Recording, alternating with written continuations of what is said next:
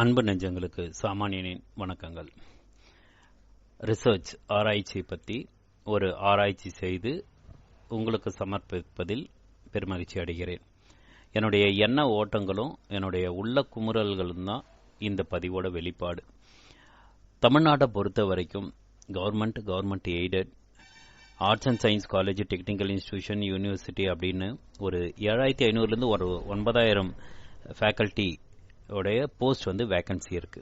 அதில் கிட்டத்தட்ட ஒரு 2000 post technical institution, engineering, polytechnic அந்த காலேஜஸில் வேகன்சி இருக்கு அப்படின்றதும், யூனிவர்சிட்டியில் அதே மாதிரி 50% போஸ்ட் வேகன்ட் இருக்கு அப்படின்ற தகவலும் நமக்கு கிடைக்கிறது. இது எல்லாமே இந்தியன் எக்ஸ்பிரஸ், ஹிந்து போன்ற நாளிதழ்கள்லேருந்து கலெக்ட் பண்ண அந்த டேட்டா தான். இதனுடைய நம்பகத்தன்மை நம்மளுக்கு தெரியலன்றதுனால தான் இங்கே அப்ராக்சிமேட், அதாவது தோராயமாக அப்படின்ற ஒரு வார்த்தையை நம்ம யூஸ் பண்ணுறோம். இதில் 50%லேருந்து 90% ஷார்ட்டேஜஸ் இருக்குதுன்ற தகவலும் இங்கே குறிப்பிடுறாங்க. இதில் நம்ம தலையாய யூனிவர்சிட்டி அப்படின்னு சொல்கிற மெட்ராஸ் யூனிவர்சிட்டியாக இருக்கட்டும், காமராஜர் யூனிவர்சிட்டி, இவை எல்லாமே வேகன்சி அதிகமாக இருக்கிறது அப்படின்னு சொல்லியிருக்காங்க. நம்ம ரீசன்ட் அந்த இந்தியன் எக்ஸ்பிரஸோடைய அதே ஆர்டிக்கலில் ஒவ்வொரு யூனிவர்சிட்டிலையும் எவ்வளோ ஃபேக்கல்ட்டி ஸ்ட்ரென்த்து, எவ்வளோ வேக்கன்சி அப்படின்ற விஷயமும் சொல்லியிருக்காங்க. அதன்படி மெட்ராஸ் யூனிவர்சிட்டி பொறுத்த வரைக்கும் 513 ஆக்சுவல் ஸ்ட்ரென்த்தில் 347 வேக்கன்சி இந்த ப்ரொஃபஸர்ஸ், அசோசியேட் ப்ரொஃபஸர்ஸ் மற்றும் அசிஸ்டன்ட் ப்ரொஃபஸர்ஸ் உடைய வேக்கன்சி 347, அதாவது மொத்தத்தில் 67.6% வேக்கன்சி இருக்கதா சொல்லியிருக்காங்க. அடுத்தது திருவள்ளூர் யூனிவர்சிட்டியில் மொத்தத்தில் 78 பேர் ஸ்ட்ரென்த்தில் 51 வேக்கன்சி இருக்கு, அதாவது 65.4% வேக்கன்சியாகவே இருக்கிறது அப்படின்ற தகவலும்.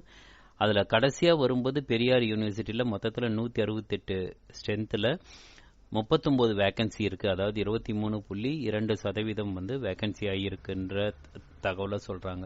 அப்போ இந்த தகவலை நம்ம எதுக்காக நம்ம பார்க்கணும், அதாவது வேக்கன்சி லிஸ்ட் ஏன் நம்ம பார்க்கணும்னு பார்த்தா, யூஜிசி நார்ம்ஸ் படி ஒவ்வொரு ப்ரொஃபஸர் கீழையும் 8 பேர் ரிசர்ச் ஸ்காலரா எடுத்துக்கலாம், 6 பேர் அசோசியேட் ப்ரொஃபஸர்ஸ் கீழே ரிசர்ச் பண்ணலாம், அசிஸ்டன்ட் ப்ரொஃபஸர் கீழே 4 பேர் ரிசர்ச் பண்ணலாம் அப்படின்னு சொல்றாங்க.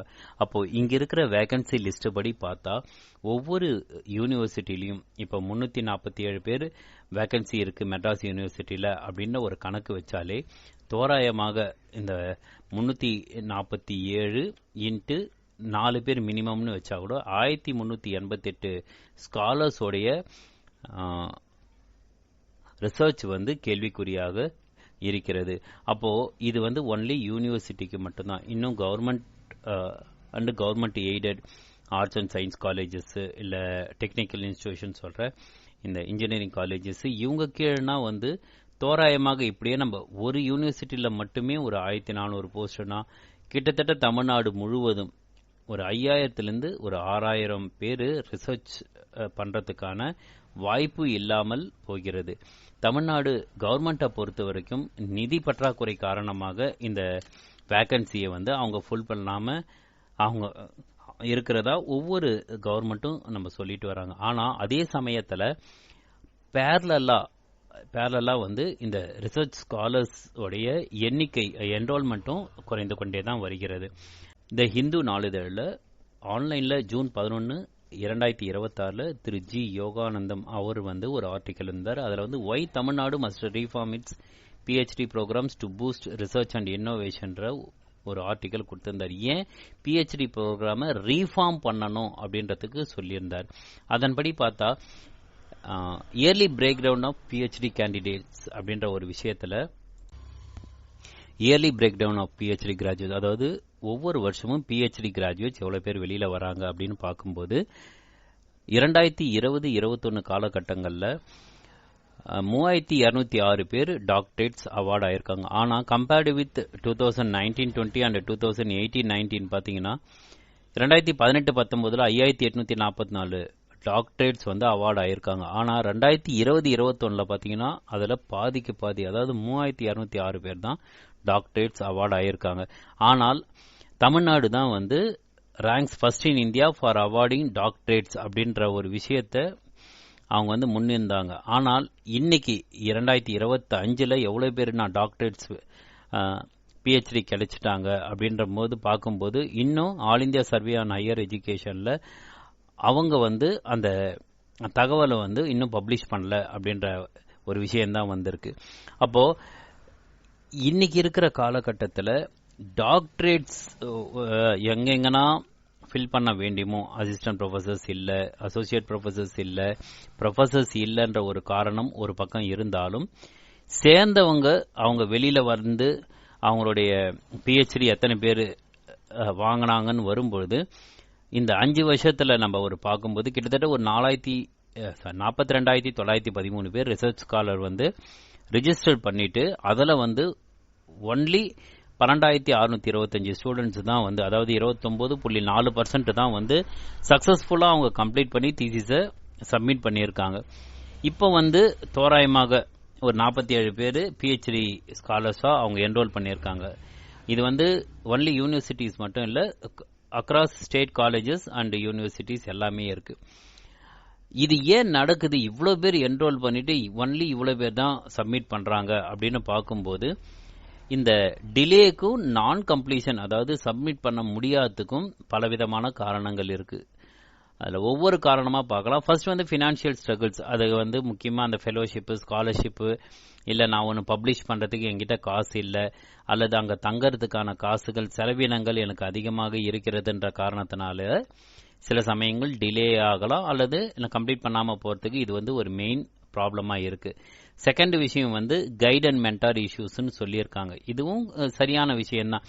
ஏன்னா ஒரு கைடு கூட ஒரு கார்டியல் ரிலேஷன்ஷிப் இருந்தால் சீக்கிரமாக முடிச்சுட்டு போகிறதும், கைடு கிட்ட ஏதோ ஒரு பிரச்சனை நடக்குது அப்படின்னும் போது ஏதோ ஒரு மனத்தாங்கல் கைடுக்கும் ரிசர்ச் ஸ்காலர்ஸ்க்கும் நடக்கும்போது அதனால் டிலே ஆகிறதுக்கும், கம்ப்ளீட் பண்ணாமல் இருக்கிறது, சரியாக கைட் பண்ண மாட்டாங்க, அல்லது நான் சொன்ன இடத்துல தான் நீங்கள் போகணும், இதை பண்ணணும், இந்த சமயத்தில் எனக்கு வந்து சீக்கிரமாக கொடுக்கணும் அப்படின்னு வரும்போது சில சமயங்களில் இந்த பிரச்சனை வருவதனால டிலேக்கும் நான் கம்ப்ளீஷனுக்கும் வருது. ரிசோர்ஸ் டெபிசிட்டு நிறைய இடத்துல, அதாவது ஹை அண்ட் லெபார்டரி எக்யூப்மெண்ட் நம்மளுக்கு கிடைக்காதனாலையும், இப்போ நம்ம சொன்ன மாதிரி ஜேர்னல்ஸ் அந்த மாதிரி விஷயத்துலையும் டேட்டா கலெக்ஷனில் நம்ம சரியான நேரத்தில் முடிக்காத காரணங்களால டிலேவும் நான் கம்ப்ளீஷனும் வருகிறது.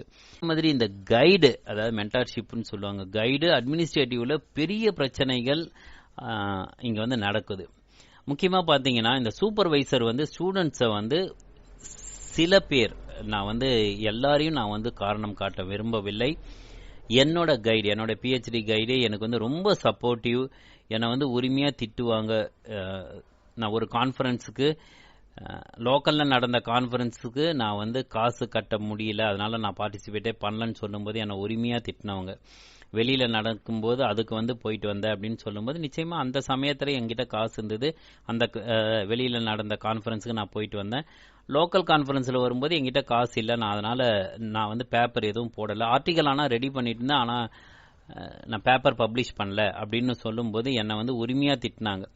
அந்த மாதிரி கைடு இருக்கிறது வேற. ஆனால் சில கைட்ஸ் வந்து அவங்கள என்னவோ ரிசர்ச் ஸ்காலரை வந்து ஒரு லேபர் மாதிரியும், அவங்க கிட்ட ஒரு சர்வெண்ட் மாதிரியும் அவங்க ட்ரீட் பண்ணுறதுனாலையும், அல்லது ஈகோ வந்து தலை தூக்கி நிற்கும் போது நான் தான் பெரியவன், நான் தான் கைடு, நான் சொல்கிறதெல்லாம் நீ கேட்கணும் அப்படின்ற மாதிரி அந்த ஸ்டூடெண்ட்டை பண்ணும்பொழுது ஒரு சமயத்தில் ஸ்டூடெண்ட் வந்து வெக்ஸ் ஆகி வெளியில் போகிறாங்க.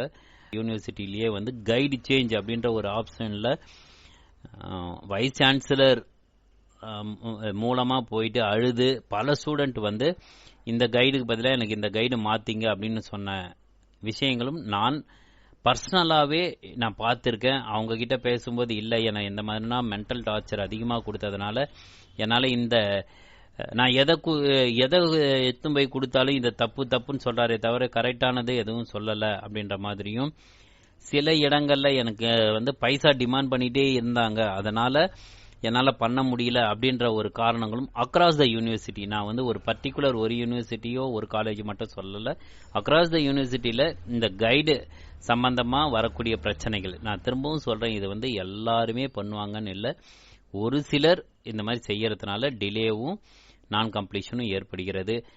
அப்புறம் ரிட்டையர்டான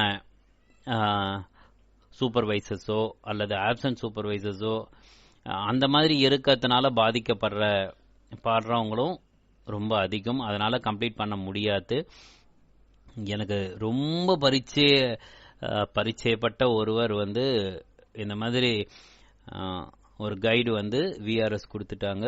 விஆர்எஸ் கொடுத்துட்டு அந்த விஷயம் கூட முன்கூட்டியே சொல்லியிருந்தா பரவாயில்ல, சொல்லாமல் கடைசி நேரத்தில் நான் விஆர்எஸ் கொடுத்துட்டேன், நீங்கள் வேறு யாருன்னா கைடை பார்த்துங்கன்னு சொல்லும்போது ஒரு மிகப்பெரிய சவாலை அவங்க எதிர்நோக்கி இருந்து கிட்டத்தட்ட 9 வருஷம் முடியுது. 10வது வருஷத்தில் ஒரு எக்ஸ்டென்ஷன் வாங்கணும். அந்த லெவலுக்கு அவங்க போகிற விஷயத்துக்கு தள்ளினது யாருன்னு பார்த்தீங்கன்னா இந்த மாதிரி ரிட்டையர்ட் ஆர் ஆப்சண்ட் சூப்பர்வைசர். கடைசி வரைக்கும் கைட் பண்ணலன்றது வேற விஷயம். ஆனால் அவங்க கைட் பண்ணியிருந்தாங்கன்னா அந்த ஸ்டிப்புலேட்டட் பீரியட்க்குள்ளவே முடிச்சிடலாம். அதாவது 4 வருஷத்துக்குள்ளவே முடிச்சிருக்கலாம். ஆனால் நிர்வாக காரணம் அப்படின்னு சொல்லிட்டோம். இந்த மாதிரி திடீர்னு விஆர்எஸ் கொடுத்து நான் ரிட்டையர்ட் ஆகிட்டேன், நீங்கள் வேற ஒருத்தரை பார்த்துங்க அப்படின்னு சொல்லும்போது பாதிப்பு யாருக்குன்னு பார்த்தா அந்த சூப்பர்வைசருக்கு இல்லை, கீழே இருக்கிற ரிசர்ச் ஸ்காலர்ஸ்க்கு. அதே மாதிரி மேண்டிட்டரி பப்ளிகேஷன் டிலேஸ். இது என்னன்னா இன்னைக்கு இருக்கக்கூடிய காலகட்டத்தில் நிறைய ஜேர்னல்ஸ்னால பிரச்சனை வருது. அதே மாதிரி பப்ளிஷிங்னால அந்த பிரச்சனை வருது. இந்த பேப்பர் அக்செப்டன்ஸ் ஆயிட்டு அதை எத்தனை போயிட்டு யூனிவர்சிட்டியில் போயிட்டு சப்மிட் பண்ணி அவங்க ஓகேன்னு வாங்குற வரை இந்த பப்ளிகேஷன்னால டிலே ஆகிட்டு தான் இருக்கும். நிறைய நான் பார்த்து எக்ஸ்டென்ஷன் எதனால, தீசிஸ் எல்லாமே ரெடி ஆயிடுச்சு, ஆனால் பப்ளிகேஷன் வராதனால தான் என்னால் டிலே ஆகிட்டே இருக்கு அப்படின்ற பிரச்சனையை எதிர்கொள்ளக்கூடிய மாணவர்கள் ரிசர்ச் ஸ்காலர்ஸோட எண்ணிக்கை அதிகமாக இருக்கிறது. அதே மாதிரி பியூரோக்ரேசி விஷயம், அட்டண்டன்ஸு இல்லை யூனிவர்சிட்டி ரெகுலேஷன்ஸை நம்ம ஒரு இடத்துல இருந்து இன்னொன்று பண்ணும்போது இதனால் பாதிக்கப்படுறவங்களும் ரொம்ப அதிகம்.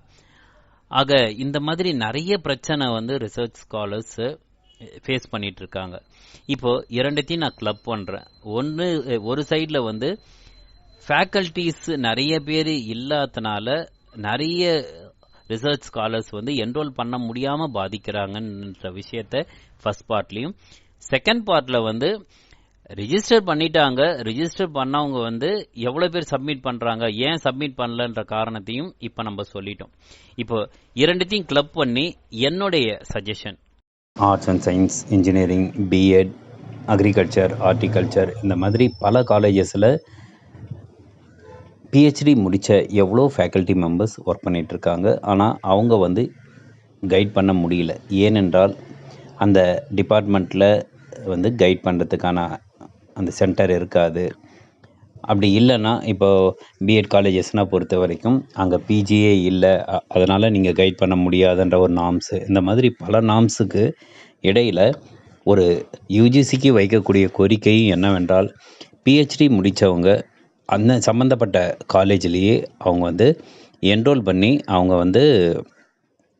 ரிசர்ச் ஸ்காலர்ஸ்க்கு பிஹெச்டி கைட் பண்ணலாம் அப்படின்ற ஒரு ஆப்ஷன் கொடுத்தா ப்ரைவேட் காலேஜஸில் இருக்கிற நிறைய ஃபேக்கல்ட்டி மூலமாக நிறைய பேர் ரிசர்ச் பண்ண ஆரம்பிப்பாங்க. அப்போ ரிசர்ச் பண்ண ஆரம்பிக்கும்போது இந்த பிரச்சனைகள், அதாவது மேற்கூறிய பிரச்சனைகள், ஏன் ரிசர்ச் ஸ்காலர்ஸ் டிலே ஆகுது, கம்ப்ளீட் பண்ண முடியல அப்படின்றத ஓவர் கம் பண்ணுறதுக்கு இந்த சஜஷன் ரொம்ப யூஸ்ஃபுல்லாக இருக்கும். ஏன்னா அவங்க பிஜி முடித்த கல்லூரியிலே அங்கேயே பிஹெச்டி பண்ணுவதற்கான வாய்ப்போ அல்லது வேறு பக்கத்தில் இருக்கவங்களுக்கோ இருக்கும்போது ஃபினான்ஷியலாக அவங்க சாட்டிஸ்ஃபை பண்ணிவிடுவாங்க.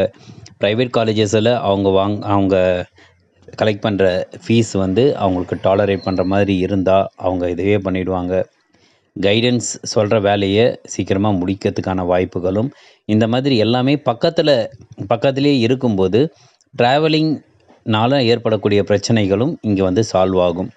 ஆதலினால் யூஜிசி கொஞ்சம் இதில் கொஞ்சம் ஸ்டெப் எடுத்து இந்தியா முழுவதும் இந்த மாதிரி யாரெல்லாம் பிஹெச்டி முடிச்சிருக்காங்களோ eligible candidate, assistant professor, associate ப்ரொஃபஸர்னு கேட்டகரி இருக்கிறவங்களுக்கு நீங்கள் ஒவ்வொரு கேண்டிடேட்டுக்கும், அதாவது ஒவ்வொரு பிஹெச்டி முடித்த ஃபேக்கல்ட்டிக்கும் பிஹெச்டி செய்வதற்கான நீங்கள் அப்ரூவல் கொடுத்தா நிச்சயமாக நிறைய ஸ்காலர்ஸ் இந்தியாவில் இருந்து வெளியில் வருவாங்க, கிராஜுவேட் ஆவாங்க.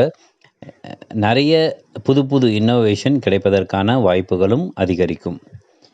இதை யுஜிசி செயல்படுத்துவார்களா அல்லது கவர்மெண்ட் சைட்லேருந்து ஏதாவது அப்ரூவல் கிடைக்குமா பார்க்கலாம். மீண்டும் அடுத்த பதிவில் வேறு சில தகவல்களோடு சந்திக்கிறேன். நன்றி.